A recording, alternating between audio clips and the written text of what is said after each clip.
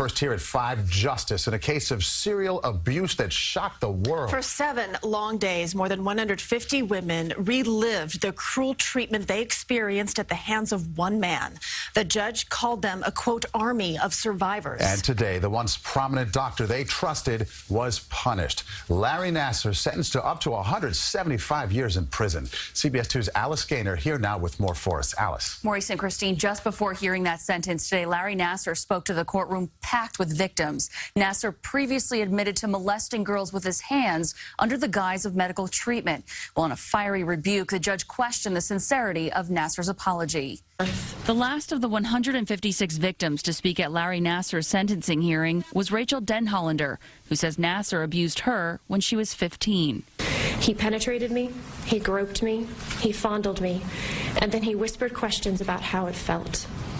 He engaged in degrading and humiliating sex acts without my consent or permission. And Larry enjoyed it. Now a lawyer in Kentucky, Denhollander was one of the first victims to publicly come out about the abuse. She contacted Michigan State University police in 2016 after USA Gymnastics was accused of mishandling complaints of sexual misconduct. This is what it looks like when institutions create a culture where a predator can flourish unafraid and unabated. Then Larry Nasser read a short statement apologizing. Your words these past several days, your words have had a significant emotional effect on myself and has shaken me to my core. And then it was the judge's turn. She read portions of a letter Nasser submitted to the court. I was a good doctor because my treatments worked, and those patients that are now speaking out were the same ones that praised and came back over and over. In the letter, Nasser complained about his separate federal child pornography case and wrote that these current accusers were seeking attention. Hell hath no fury like a woman scorned. The line drew audible gasps from the courtroom. The stories that are being fabricated to sensationalize this. After reading and tossing aside the letter, Would you like to withdraw your plea? No. Because you are guilty, aren't you? Are you guilty, sir? then sentencing. I've just signed your death warrant. 40 to 175 years in prison. I find that you don't get it, that you're a danger.